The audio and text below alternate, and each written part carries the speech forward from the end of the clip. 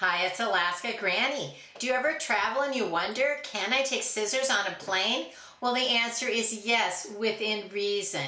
The TSA allows you to have tiny scissors that have a blade that is less than 4 inches from the cross point. So for example, I recently had bought a little manicure set at Dollar Tree, and the comments were, oh, the TSA will take that away immediately. I just traveled through TSA 6 different locations, including international, and this went through my carry-on just fine.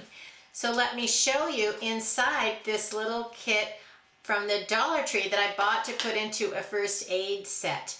So it came with a tiny pair of scissors, and you can see the blade is less than 4 inches from the pivot point. They're not the best scissors in the world, but they certainly were better than nothing. And they came with the included small pair of tweezers, which you're also allowed to have through TSA if they are less than 6 centimeters in length.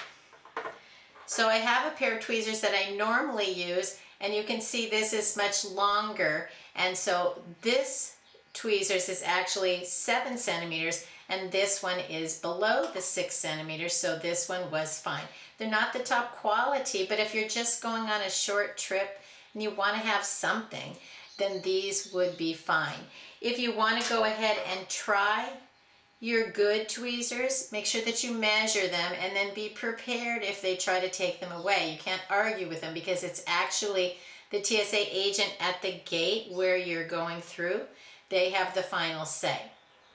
My little kit also contained some nail clippers, and these went through just fine.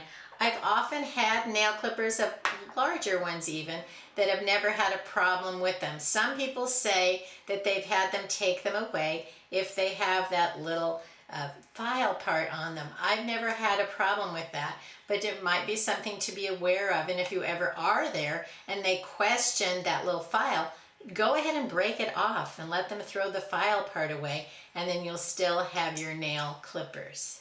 The little manicure set also had this little cuticle pushing tool, which I thought they might take that away, but they did not.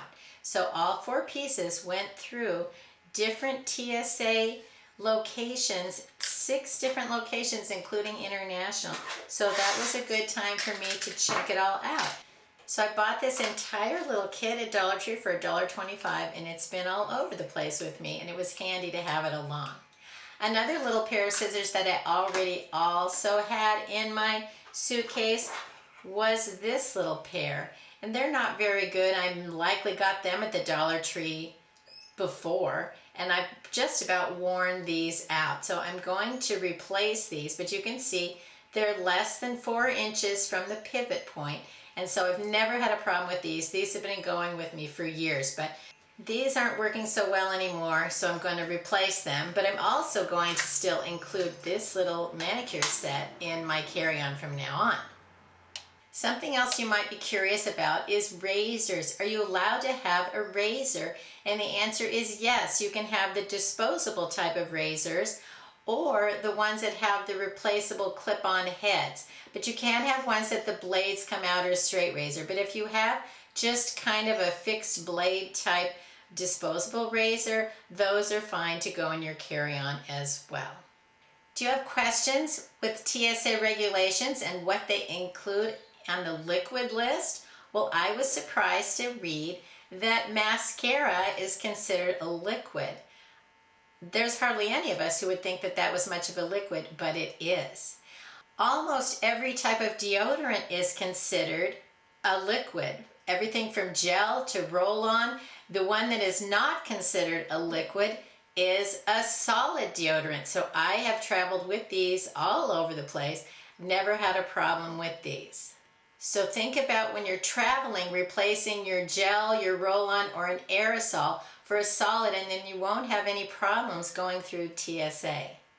Any kind of makeup that's a gel, a cream, or a liquid, even a lip gloss. But what is not considered a liquid would be a chapstick or a lipstick. And like lip liners, eyeliners are not considered as a liquid. So those kind of things help you lighten your load and make sure that your makeup gets through correctly. If your eyeliner is like a gel and it's a liquid type liner, that's going to be a liquid. But if it's just the type that's a pencil, then there's not going to be a problem with those. So check them out and make sure you realize which kind of eyeliners or lip liners you have, that it's a pencil and not a gel. Have you wondered about baby wipes? Baby wipes are not considered a liquid.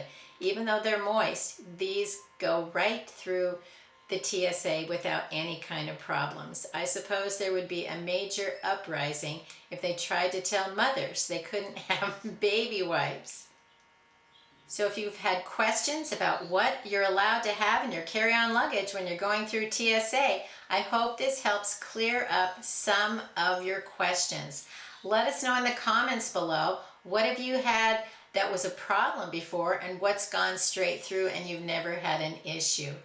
There's a lot we can learn from each other because we do like to travel. People are traveling more and more these days. It's a fun way to spend your time, and it's a priority that I have in my life. And so I would encourage you to travel if you have a chance as well. I hope you'll like my video, share it, please subscribe to the Alaska Granny channel.